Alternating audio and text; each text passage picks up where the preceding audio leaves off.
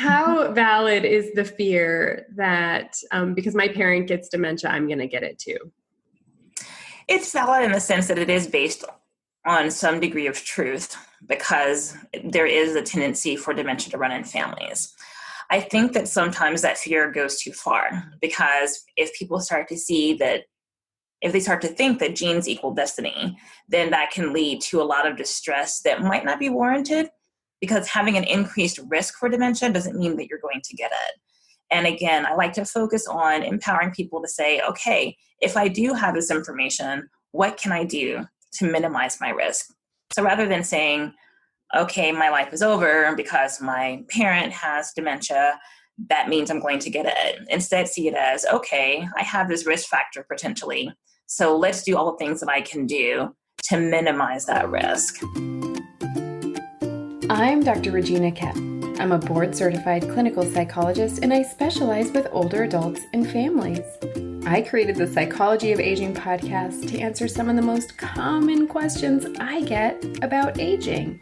Questions about mental health and wellness, changes in the brain, like with dementia, relationships and sex, caregiving, and even end of life. Like I say in my therapy groups, no topic is off topic. We just have to have a healthy way of talking about it. So if you're an older adult or caring for one, you're in the right place. Let's get started. Today, our favorite neuropsychologist, Dr. Vonetta Dotson, is back. You might remember her from episode number 12, where she shared about dementia health disparities for African American families and gave us tips for promoting equitable care for African American families. I'll link to that episode if you're interested.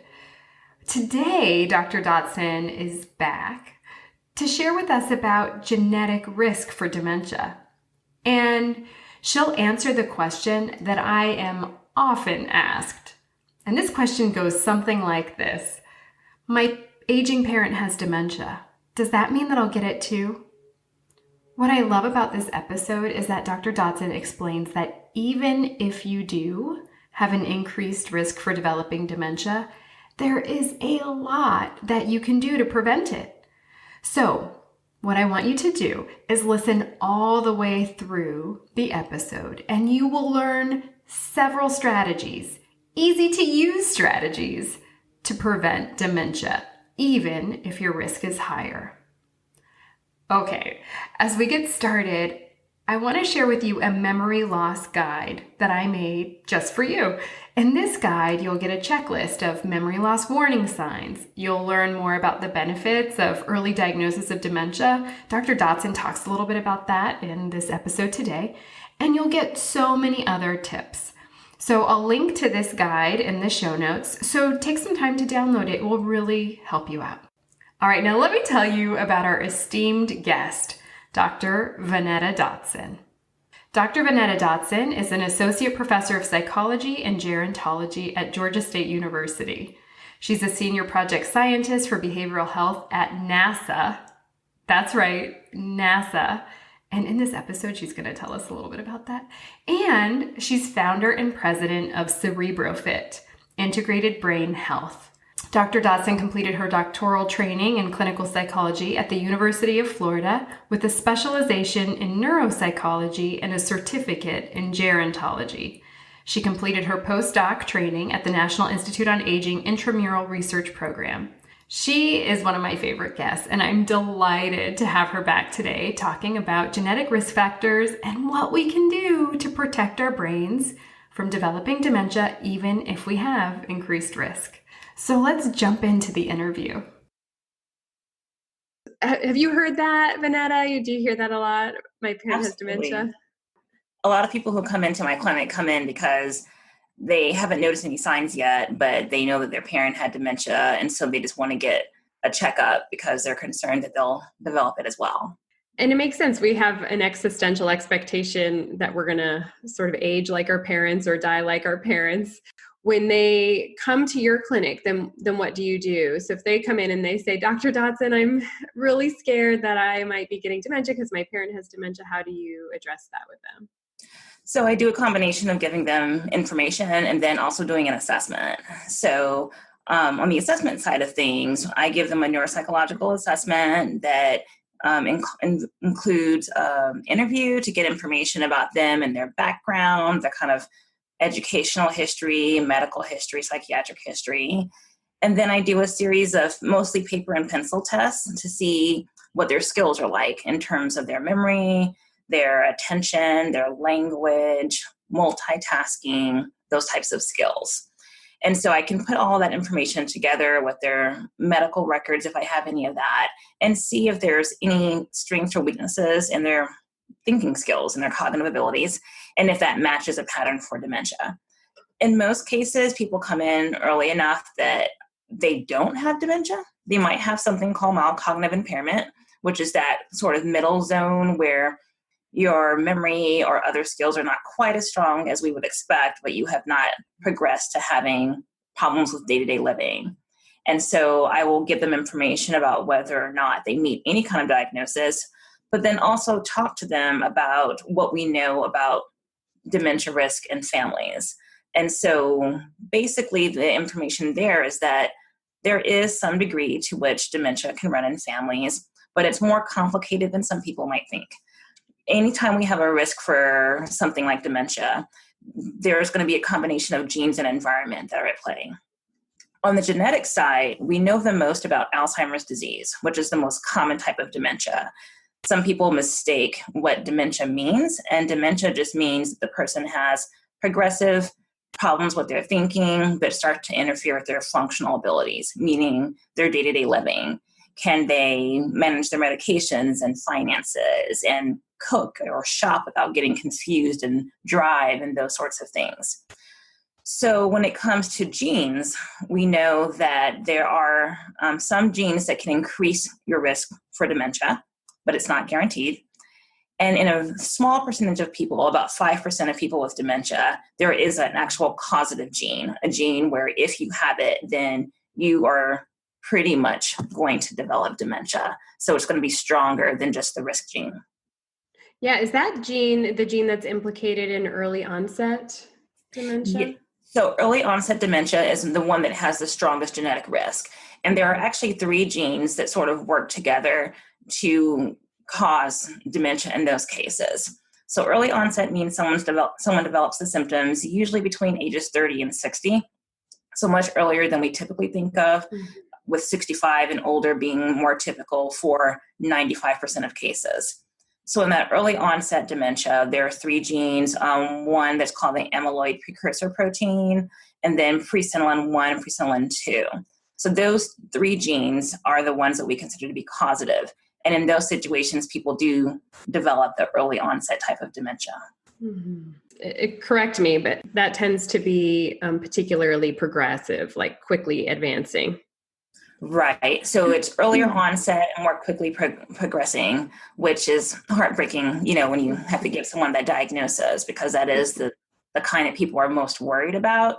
But again, I try to assure people that is pretty rare. 5% is not that common. So not that I can guarantee they don't have it, but that oftentimes they, if anything, have the risk gene, but there are things they can do about that. And so, genes are not destiny in that regard when it comes to the risk gene.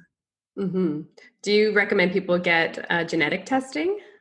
So at this point, I don't necessarily recommend that, because the research shows that there really oftentimes can be more harm than good done with that. If someone has early onset symptoms and they do have a strong family history, if I have enough concern, then in that case, I might think they're part of that 5% and that knowing might be helpful for them. But when you consider the small prevalence of that type, people are more likely to have the APO gene, which is the risk gene. Certain variants of that can put you at risk. But what happens is that if someone finds out they have the risk gene, that can actually be more distressing and do more harm than good. And so unless they're already starting to have symptoms or have other reasons for concern, I recommend that people instead get some baseline cognitive testing. So come in, get the assessment so that you can have comparisons to track you over time. And then that they start to implement some of those lifestyle behaviors that we know can be protective. even if you have the risk gene, there are things that you can do to minimize your risk of developing it. And I prefer to focus on that as opposed to focusing on, oh, I have this gene, now I need to start worrying. Mm-hmm. And then there are so many variables that could influence how the person advances with dementia. Absolutely. So what is the risk of a person developing dementia if their parent has it? So again, it's going to depend on whether or not the family has that early onset type versus just having the increased risk that comes with certain genes. So if someone is in a family, one of those small group of families that actually has those 3 causative genes that I mentioned before, then their risk is really pretty high. It's almost inevitable that they will then develop dementia. So again, that's going to be about 5% of cases where if you have that gene, you can feel fairly certain that you will start to develop those symptoms. However, in people who have one of the risk genes, and again, there's more than one of them, but the most researched risk gene is APOE. There are basically 3 different variants of that gene, and you can get a copy of the gene. You do get a copy of that gene from your mother and your father, so you have 2 copies. One variant is, the most common variant is called E3. And E3, people who have that variant, particularly if both copies are E3, are kind of the comparison group. They tend to not have high risk. However, if they have the E4 variant, then for each copy they have of that variant, they have about a 3-fold increase in dementia risk. So if you have 1 copy, then your chance is 3 times higher than someone who has both E3 copies. If you have 2 copies of E4, then you multiply again. So you end up having a much higher risk when you have 1 or more of that E4 variant. If you have the E2 variant, you actually have a lower risk. So it's actually considered a protective gene. Oh. So getting back to the question about running in families, if someone in your family has dementia, really the most useful information is whether or not their dementia is based on one of those variants versus whether it's based on one of those causative genes. Okay. And so just explain real quick the difference between the variant and the causative gene. Mm-hmm. So the causative gene is one that if you have it, then you are pretty much guaranteed to develop dementia. The particular genes that are involved really have to do with the buildup of amyloid in the brain, and that's the main marker that we use, biomarker, to identify dementia. So there seems to be less environmental influence on that, and so it's considered causative because the gene ends up kind of equaling a certain outcome. Yeah. In contrast, the variant that I mentioned is considered a risk gene, meaning that it makes you more likely to develop dementia, but then you have more of an influence from environmental factors, lifestyle behaviors, medical conditions, things like that, that can shift your risk one way or the other. So even though you're at higher risk, there's more you can do about it, which is the good thing, that most people have this version that can be changed by the choices that you make throughout your lifetime. Yeah, so 95% of the time, right? So if you're saying 5% have a genetic component that's strongly implicated in a dementia diagnosis, and so 95% of dementia has some variability, right? You're saying? Then can you share some of the environmental factors, some of the things that shape a person's risk for developing dementia? Absolutely. That's one of my favorite topics. So first, let me say that people in the past, I think, would focus on what you do in later life, trying to minimize your risk. And we realize now that what you do your entire life affects how you age and affects your dementia risk.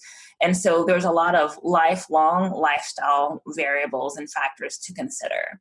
So on a very basic level, medical conditions. So having earlier life high blood pressure that's uncontrolled, obesity, other vascular conditions can definitely make you at risk for dementia. And that's going to be true if that's present earlier in life as well as later in life. There are things like psychological conditions that can make you more at risk. So a big part of my research is on the link between depression and dementia. And so having particularly untreated depression, recurrent depression that occurs repeatedly throughout your life, can put you at risk as well. But then there are things that can also protect you. So there are healthy lifestyle things. And so things like exercise, physical exercise is a huge one. We know that being more fit and exercising regularly can actually alter your brain, which I find very exciting. People who exercise more have larger size of different parts of their brains. Their brain functions more efficiently. They have more of the healthy chemicals in the brain that promote the health of the neurons and the functioning of the brain. And it also can lead to improvements in memory, in multitasking, inhibition, other sorts of cognitive or thinking skills that are important. So exercise is a huge one. And again, that's going to be earlier life as well as you're growing older. Things like keeping your mind active, use it or lose it, it really does apply. So the more that you are throughout your lifetime doing activities that require you to sort of think and learn new things. So having a job that is more cognitively complex is associated with reduced risk for dementia. Higher education levels can reduce your risk of dementia. And then even just doing things in your leisure activities that require more thinking and less sort of passive sitting. So that can range from reading books to traveling, doing crossword puzzles. And then also related to that is being social. People who have more social connections have lower risk for dementia. And that's particularly true as you get older, because oftentimes as people age, they might become more socially isolated. And that is the worst thing that they can do, because being around people has such a profound effect on your brain, and in and of itself can help to reduce the risk of dementia. And part of that might be because when you're around people, you're using your mind more because you're having conversations, you're listening, you're asking questions, you're trying to take in what they're saying. So by definition, when you're social, then you're sort of keeping your mind active as well. So there are things that can both increase your risk and decrease your risk throughout your life. And of course, I try to promote those things that are going to be brain healthy for the people who I see in my clinic. Talk a little bit about your new clinic called CerebroFit. Yeah, so I'm very excited about this endeavor. CerebroFit really came from two things. One is my experience as a neuropsychologist. When I give someone an assessment, I write a report for them, and then I have a feedback session where I recommend what things I think will help promote their healthy brain. And it typically involves some of the things I just mentioned: physically active, cognitively active, socially active, healthy diet, which I didn't mention before. So when I mention all of those things, I've always felt like, okay, I send them off and say, good luck with that, or here are a couple of links to places to try out, but then they're gone. And I really felt like I wanted to do something where I feel like I can have more of a hand in offering to them within the same place some of those services that are going to be helpful for them to have a healthy life. And so that's what CerebroFit is. We have this combination of neuropsychological assessments, which I provide, but we also have a team of really wonderful people who can help with some of these lifestyle behaviors. So right now we have a really wonderful personal trainer. He's actually my own personal trainer, so I can say for sure that he's great. And he's offering personal training online for the time being, actually. So far that's proven to be very helpful. People really love that. So we have online personal training. We have a nutritionist who can either in person or online or a combination have nutrition consultations and help with having more of a healthy lifestyle. I have a health and wellness coach who is great for helping to identify the barriers to making lifestyle changes and doing motivational interviewing to help sort of get at some of the root causes for the barriers and overcoming them, and then implementing these healthy changes. And then soon we will have someone who can provide psychotherapy as well, because we know that better sort of psychological and mental health also promotes brain health. So I'm trying to frame this as one-stop shopping for brain health. And I'm super excited. We just started offering services last month, and we will start offering more services and hopefully in the near future have an actual center where people can come physically and have all of it done in one place. That is such a holistic and thoughtful model, really supporting people in their health journey now and for their brain health later. That's a really great thing that you're doing. Yeah. Thank you. I'm excited. And I got to mention the second part when I said that it came from my clinical work, but everything we do is informed by research. And so in the academic side of my career, the research I do is all about brain health. And I really believe in making sure we have evidence-based treatment and evidence-based assessment. And so the way that we frame all of our services is 100% based on what the science tells us about what's best for brain health. Mm-hmm. Yeah, I really value that, which is also why I invited you to talk here, because I know that we're getting a seal of credibility and security in knowing that it's everything that you're sharing is backed by science too. Thank you. Today. Yeah. Well, thank you for promoting education and access to information and resources for folks, and just kind of setting the record straight about there are a lot of misconceptions about dementia and aging and brain health. I think also one of the keys throughout life is substance use and aging brain, like chronic alcohol use or chronic illicit substance use. It can also affect how the brain ages. Absolutely. Actually, on our social media pages for CerebroFit, we just had a post a couple days ago that had to do with how daily alcohol use and daily tobacco use have been linked to a higher risk for dementia. And so again, it's one of those healthy behaviors that we know that we can change ourselves and in that way reduce our risk for dementia. Even if we have the risk gene, there's still something that you can do to live a healthier life and increase your chances of aging well. Well, and then there's this, just to throw an added layer of, a person can have more than one type of dementia. And so you can be protecting yourself from multiple types of dementia, not just Alzheimer's disease or vascular disease. Exactly. And most of what I said apply. The lifestyle things I've mentioned really are helpful for any type of dementia. The information that I gave about risk factors in terms of genes is more for Alzheimer's disease because that's the most common type of dementia.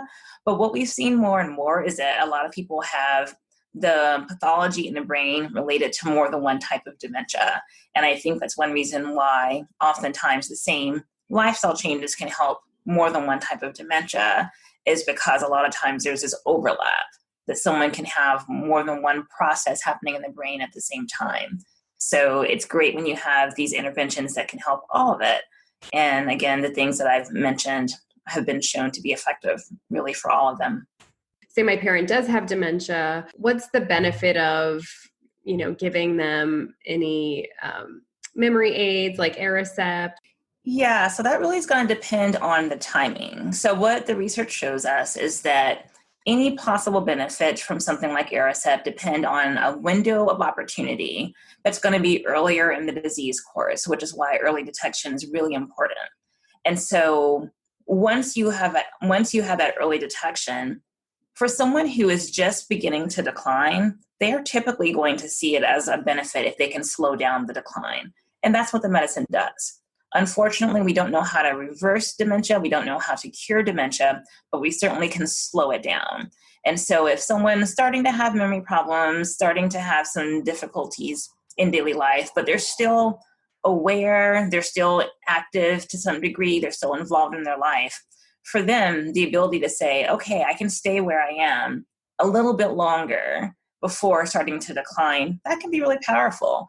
And it can help as well with dealing with some of the depression and anxiety that can come with having a dementia diagnosis. If the person has some hope that at least for some time, they can sort of slow things down, still be able to enjoy time with their family, maybe they have a bucket list and some things that they can still do, and just basically buy some time, that can be helpful. Mm-hmm. In later stages where the person maybe is more impaired, number one, the medicine is less likely to help. And then number two, I can see how for some caregivers as well as the patient themselves might feel like, why prolong this? Because this is already sort of a bad scene, and this is not something good. But if it's at that stage, then that's already past the point of the medication's effectiveness anyway. So I think the time when you would want to take the medication is earlier on, when the person can still benefit from being able to enjoy life a little bit longer. Mm-hmm. And then to focus on life enjoyment. Focus on life enjoyment. People also like to have some time to set their affairs in order.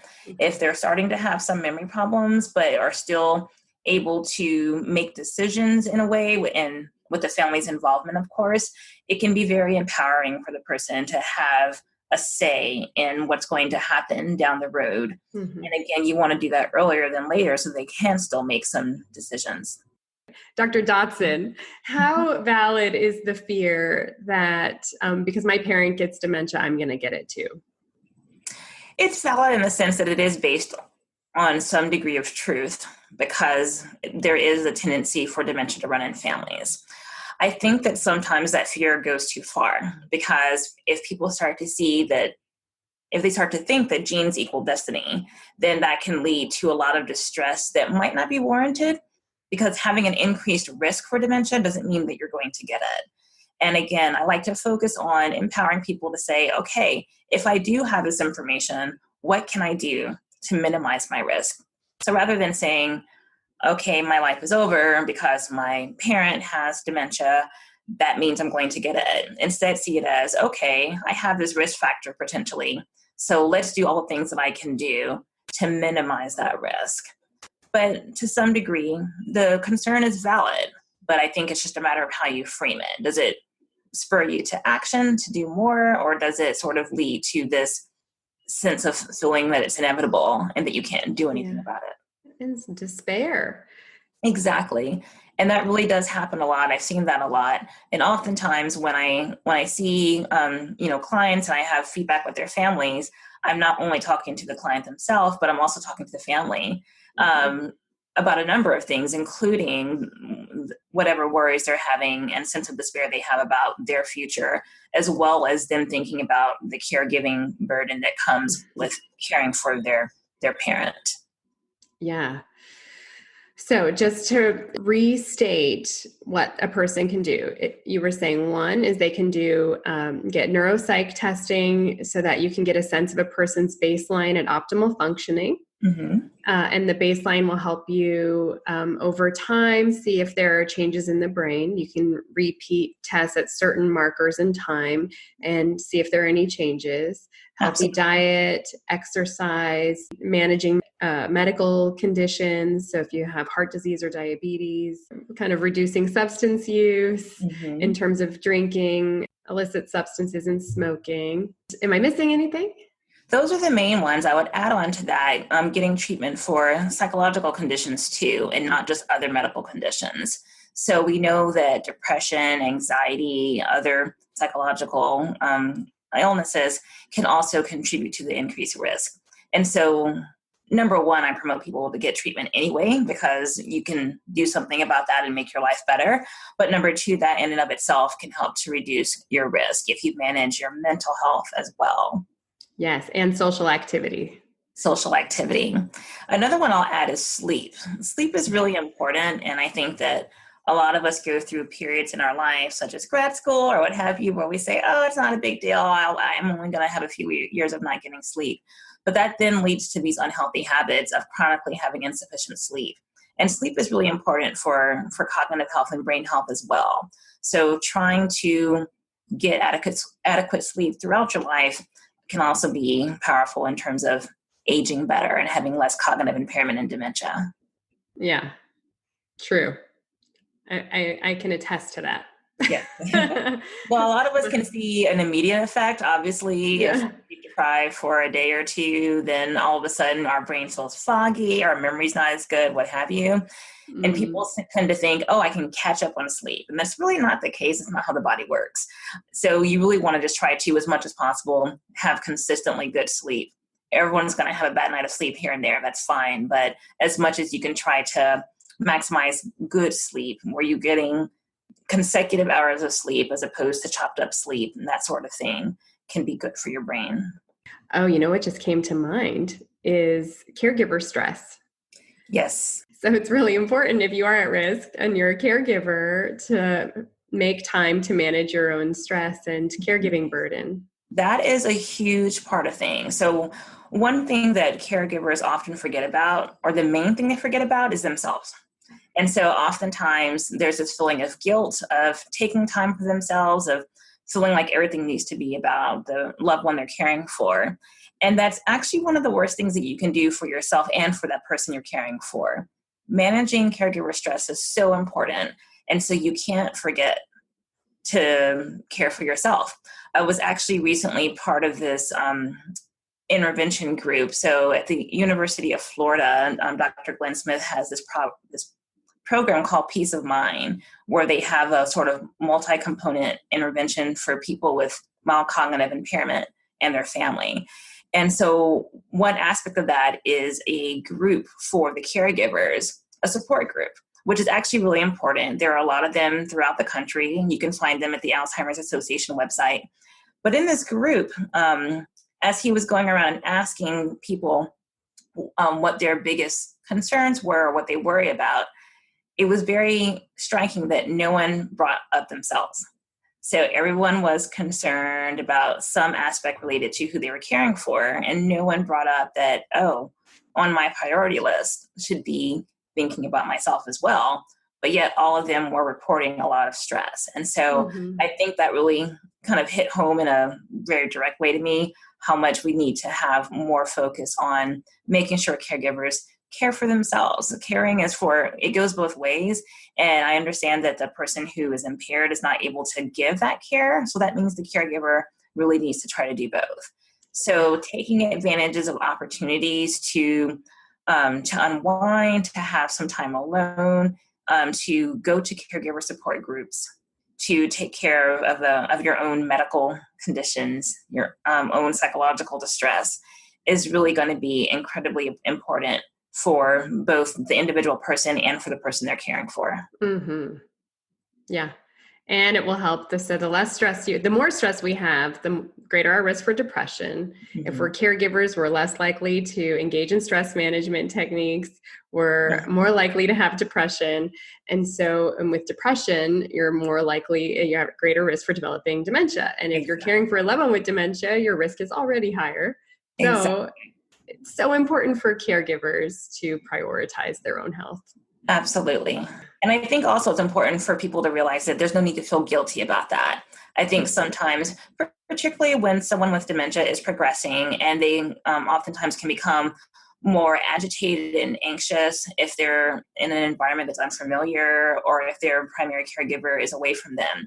And it can really pull on the person feeling like, if I leave, they're going to be really upset and they're going to be really distressed, and I don't want to do this to them.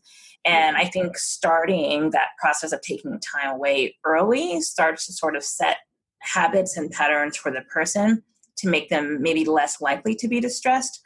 But that doesn't guarantee that there's not going to be any distress. And in some ways, it's kind of like, leaving your 4 or 5-year-old at, pre-K or kindergarten. There might be some tears and some distress that happens, but ultimately, that this is a good thing.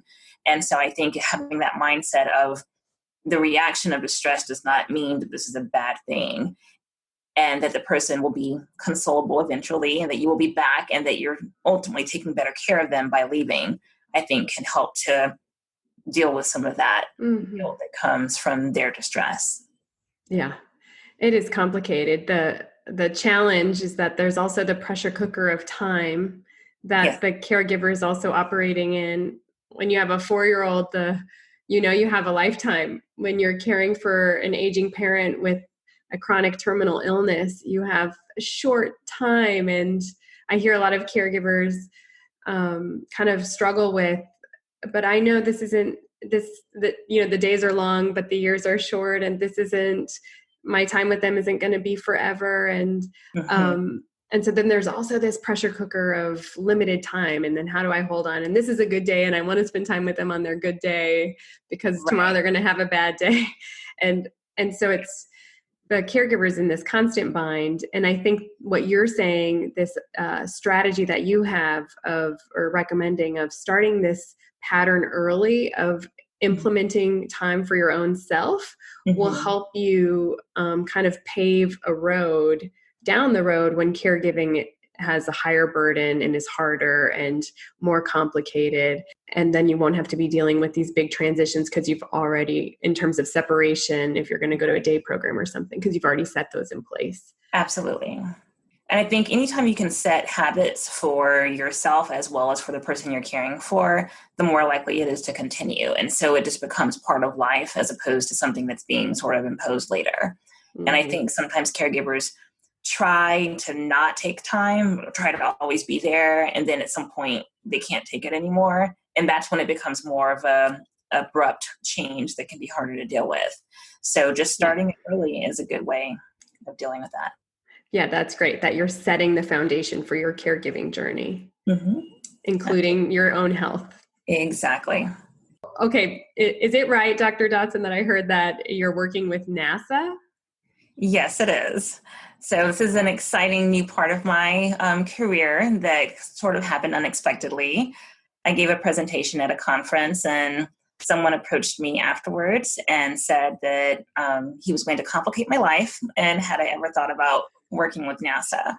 And so as a neuropsychologist, I had never thought about working with NASA. I didn't really see the link there, but it turns out that they have a really great behavioral medicine research program where they try to, among other things, identify risk factors associated with space travel. And that can include things like radiation exposure, being in zero gravity, being in isolation and confinement, that sort of thing.